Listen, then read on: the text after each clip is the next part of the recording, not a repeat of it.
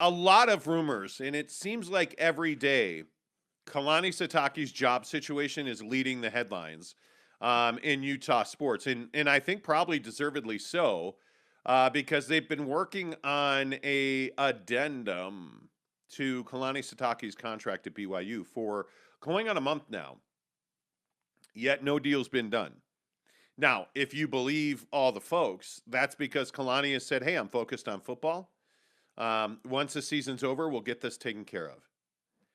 Or it could just be that he's not getting what he wants, and all of a sudden, he's a leading candidate for just about every job, especially in the Pac 12, that opens. So, Jake, put a percentage on it.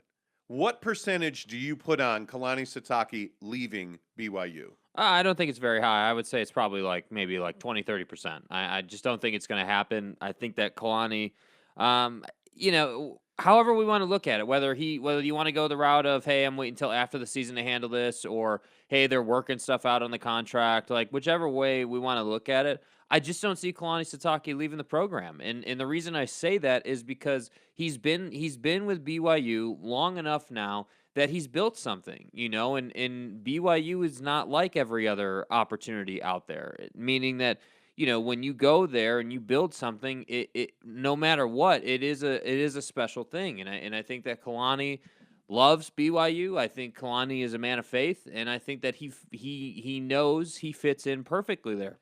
So to me, all of this rumor mill about Kalani leaving and what about this opportunity and that opportunity and the others, like I just think it's a lot of noise. Now I can't get away from the fact that yeah, it's scary. There's no doubt it's scary. If you're a BYU fan, if you're a player in that program, hopefully there's been an answer given to you about Kalani's future, but who knows? I mean, who really at the end of the day knows what the deal is besides Kalani's agent and the athletic director? That those are the only two people I feel like who really know what's happening. So, what's the percentage that he leaves? I personally think it's like 20, 30%. Is it scary? Is it intimidating? Are the what ifs, pretty daunting? Yes, they are. So, I just think that, like we said yesterday, I think the sooner that it gets done, the better for both sides. Because if you lose Kalani, heading into the Big 12 with a new head coach is not what you want. And that to me is really the risk here. All the other stuff can take care of itself. You can find another coach. You can still do NIL Ooh, I don't deals. know about Like all that. you can. I mean, you could still do all that. You don't think you can do all that? I think replacing Kalani Sitake would be incredibly difficult. Well, I don't think you replace a guy like Kalani Sitake just the same way you wouldn't replace Kyle Whittingham or any other, name. Like I don't think you replace guys on that level, but I think that, BYU will find a way to get done what it needs to get done, I guess. Yeah, I think the more interesting angle here is where would Kalani Sitake go? What job would be able to get him out of Provo? Because I honestly don't think he's leaving. I think it would be, and this is just my opinion, I think it would be shocking if Kalani Sitake were to leave BYU. I just don't. I mean, he has openly said, "This is my dream job." He obviously has an incredibly strong tie throughout his life to BYU as a player. He's talked about his admiration for Lavelle Edwards. Like, I mean, BYU is his home. But what job would be attractive to him? What? Well, I guess I think to me when I look at the jobs around, it's like because if we try to put ourselves in Kalani's shoes and we think about what are the things that Kalani would have to consider, you're really not going to consider any job that obviously isn't going to put you in a better spot to get to the college football playoff than he already has with BYU. So okay, Oregon.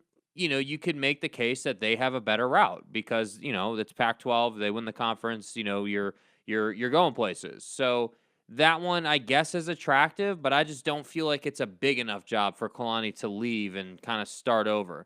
The SC one was the one where I really felt like, okay, if he was gonna leave, SC would be the job because having a poly coach at SC would be an absolute hit. It'd be a massive success, and he could have done great things there, but he didn't leave for that. And obviously, Lincoln Riley's taking that spot now. So other jobs out and about, it doesn't feel like there's a lot out and about anymore. It doesn't feel like there's a lot of jobs kind of waiting around, like. Well, there is one.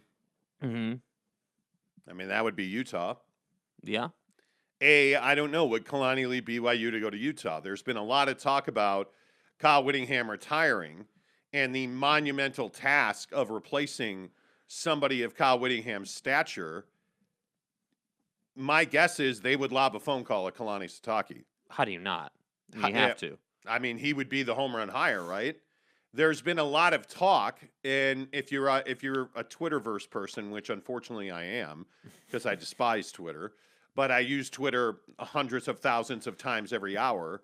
That's probably an exaggeration, but my point is, Mhm. a lot of people over the last 2 weeks have said, "Hey, is Kalani waiting for Kyle Whittingham to retire?" I don't think he is, but I think if Utah called, he would listen. I mean, it would be awfully nut busting Yeah. to leave BYU to go to Utah. And I think the vitriol, the anger, the hate that would undoubtedly follow that move. Yeah. I mean, what would that be like? I think it would be something we've never really seen. I feel like I feel like we've never really seen a guy on Kalani or Whitt's level do that in this hometown rivalry, and I think that I don't know. Like, I understand the angle of, hey, he's waiting for the Utah job to open. That's why the deal's not done. Like, I understand that angle makes sense. But at the same time, I also don't think that Kalani Sitake is a guy who waits around for positions. I don't think that Kalani Sitake is somebody who has spent whatever it's been now, like 5 years now or whatever it's been that he's been coaching BYU. I don't think that he's been waiting around all those years for Whitt to retire. I just don't, because if that was your goal and your objective, you've been waiting for that for how long now? And so to me, it's like if you're operating, in the day to day with the mindset of, well, I'm just waiting until Utah opens up, he wouldn't be as passionate about this job as he is. He wouldn't be putting in the effort on this job that he is if he was just looking to take the Utah job. Because think about it. How much has Kalani Sitake improved the recruiting, you know, stance of BYU? How much has he been able to just help the program in all the different major areas that we always talk about with football programs? I mean, a ton. I would say it's even hard to measure. So to me, when I first heard this, I thought to myself, I just don't see Kalani being a guy who lives to try and go and take another position. Kalani seems like somebody who is going to take a position. He's going to be 100% in it.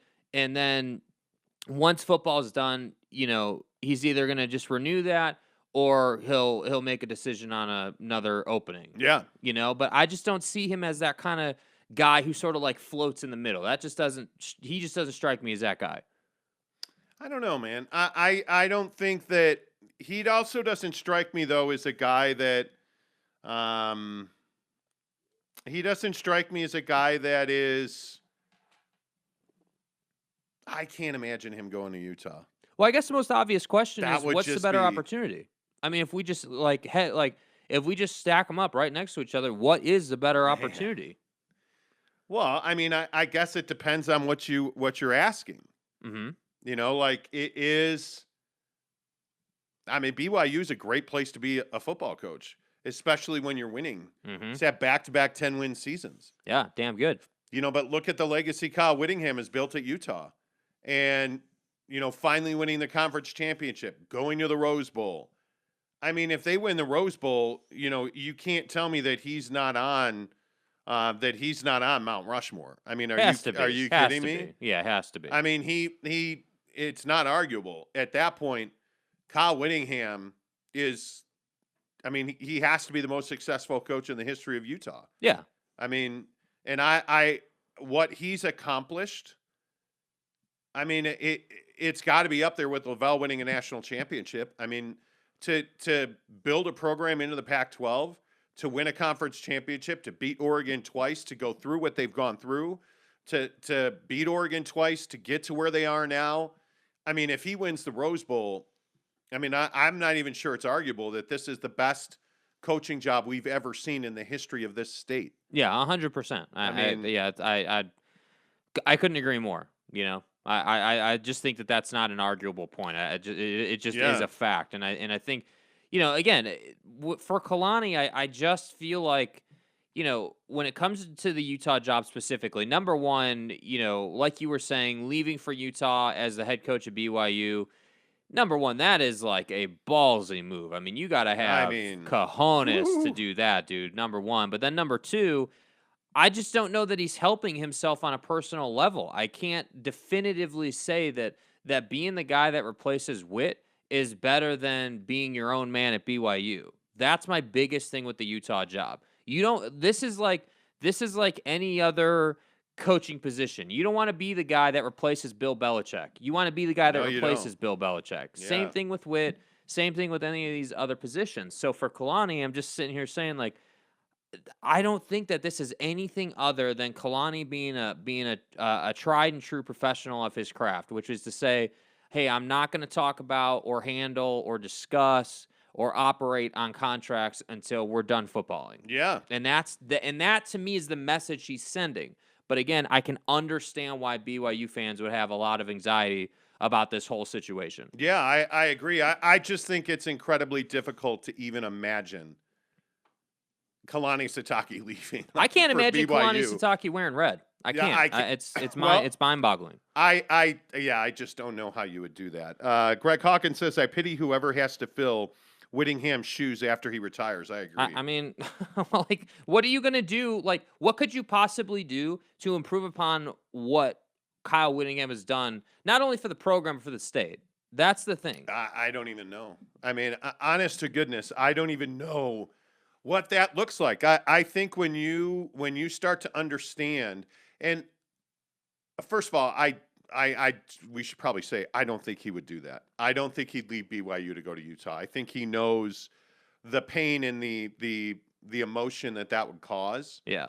Um, I just don't think he would do that. But I mean, but that's just my opinion. And I also just don't. I don't think that you would see a situation where, you know, God, I just can't imagine that that would happen. Well, and is it? I mean, I guess this is kind of a, you know, this is beside the point, I guess, for Kalani. But as the media, are we jumping to conclusions just assuming that Whitt is retiring soon? Like, is it? Because I don't think we are. I don't think we are. at one point in the middle of this season, you guys remember, you know, the folks who listen every day will remember we had a real like straight to the point discussion about the fact that Kyle Whittingham, you know, was going to retire at the end of this year. At one Yes. point this year, Yes. and then he does this, you know, just magician work, turns this program around. They're going to the Rose Bowl. Yeah. So, like, for Whitt, I could see it both ways. I could see, hey, you just had one of the best seasons of your career. You know, hey, let's go ahead and end on a high note. I could see that. I could see the logic in that. But then on the other hand, I'm like, hey, you just took a pile of crap and turned it into a diamond. You're really going to retire now? It seems like you're at the peak of your powers. Like, you know, so I don't know. I could see it both ways. Hello. By the way, my computer just turned off, so I don't know. Um, I'm having a hell of a time just trying to do what I usually do. hello. And I just can't. Is this thing on? I don't know. This, not to digress, this AWS thing yesterday, Yeah. and I'm trying to figure out, is that what's going on? Like, all of my computers wanted to update this morning when we got into the dungeon. Bro. I don't know what the sitch is. Some shit happened. Yeah, I mean, I don't know. But usually, you know, I tweet out a link to the show and whatnot. I have no ability to do that. I mean, I have wow. no ability to do This that. is crazy. Yeah, it is. It's interesting to me how reliant we are on the internet, and I think that's a huge conversation that we have to have. Yeah. Because we are. yesterday, and let's see if I can get back into the good graces of YouTube here. But I mean, yesterday, the internet was paralyzed. Yeah. It was absolutely It's crazy. paralyzed. I mean, yesterday, what yesterday did was basically show everybody just how damn valuable Amazon and AWS are to powering the business world as we currently know it. And I just am like, wow. Like, you know, the Yelpatory AWS, Amazon's cloud Yeah. services, basically went down, which meant we couldn't, use our internet phones. Like, I mean, it's just wild. Like, there was a video on social media about literally, it was just a slideshow of all the businesses and all the nameplates that we all know and love that use AWS. I mean, you're talking about Venmo, Netflix, like all these major, like Disney Plus, all these major brands who use AWS. It's unbelievable. And yesterday it didn't work. So, and by the way, I don't know, like I didn't see any major update about if it was up altogether, like if they had fixed it 100% or what have you. But Mrs. Monty was saying that it was some like coding issue or something. Yeah, there were a bunch of rumors going around about, what happened. Nobody knows why AWS went offline. Yeah. But, there's all kinds of stuff. And all of this to say, Yeah. I think we're far too reliant on the internet. Seriously, I Like, mean, my God, man. this work from home world, man. I mean, it's a It position we're is. put in. I mean, It we're, absolutely is. like it used to be that, and even since we started working at like the Yelpatory, or since we started doing this show on YouTube, like, back in the day, for salespeople, you would sit at a desk and you'd have a hard line, plugged into the, ground. But now we don't do that. We have internet phones. We have, Zoom calls and Yeah. Skype and Yes. FaceTimes and, I mean, snap faces, as the old folk call it. So I don't know, man. It's pretty wild. But I just think that yesterday was, I found myself sitting at work at the Yelpatory at like 2:00 being like, man, how is this even possible? How is it possible for all of these different businesses to be reliant on one business, on one cloud service? Yeah, That I I just don't didn't know. realize I didn't realize it was that many that were that reliant on it. Oh, and it's huge. But look, I don't want to get too far away from BYU and Kalani because a lot of people are in on it. Yeah. Obviously, Edgar Garcia, good morning to you. James Knight says you need to check yourself. Mm-hmm. We do need to check ourselves with you the better internet. check yourself. Yeah, you better check yourself. Greg Hawkins says Oregon fans seem cold to the prospect of Sitake there. Questions about his ability as a recruiter. See, and this is something that I think is interesting about Kalani Sitake in the narrative of can he recruit. If people look at the recruiting grade at BYU since he arrived, you can't do that. BYU's circumstances and the special set of circumstances that you have to overcome to recruit at BYU, you have to factor that. You have to take that into consideration when you're judging Kalani Sitake as a recruiter.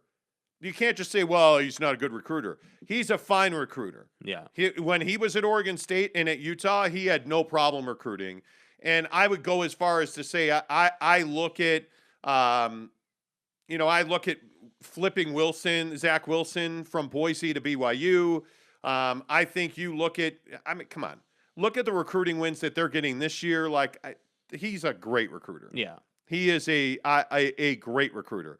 Edgar Garcia says the only way I see him leaving is if BYU straight up just says we're not budging on paying you or your assistants more. At that point, I see him going somewhere straight to kick BYU in the nuts, like Utah. He's already well paid. Let's not convolute the story. Kalani Sitake's paid pretty well. He wants more stability for his assistants, and BYU wants to get him off of the rumor mill for every single major job that comes up. So they're trying to work through that, but it's taken a little longer than I think people would like. Yeah. That's what I would say. Todd Peterson, good morning, too. He says, morning, gents. Kalani is amazing, but seems not to care much about consciously shooting for high bowl goals because he just wants to take it week by week. Does he just act that way for the media? No, this nice guy thing, I think, is real. I think that Kalani Sitake worries about respecting the opponent far too much. It's the one criticism I have of him. I love the way he handles people. I love the way he recruits. I love the way he builds X's and O's, and I hate the fact that he won't step on somebody's neck. Yeah, and we were getting, well, I was getting tweeted at yesterday about how, it's wrong to say that, a couple points have kept them out of a bowl, and I just disagree with that mantra 100%. I think that BYU had an opportunity this season to get to a New Year's Six bowl. Without a doubt, they had that opportunity, and I just think that you know, it wasn't even the Boise game to me. Like, yes, the Boise game hurt, but it wasn't even the Boise game. I felt like, you know, it was the stretch from Virginia to USC that really killed you. In those two games, the Idaho State game and the Georgia Southern game should have been very different. They should have gone very differently. We shouldn't have been seeing third, fourth stringers in that Idaho State game. That should have been hey, we're going to come out. Our starters are going to play all 60 minutes or whatever, and we're going to come in and destroy these guys. And I felt like they let their foot off the gas.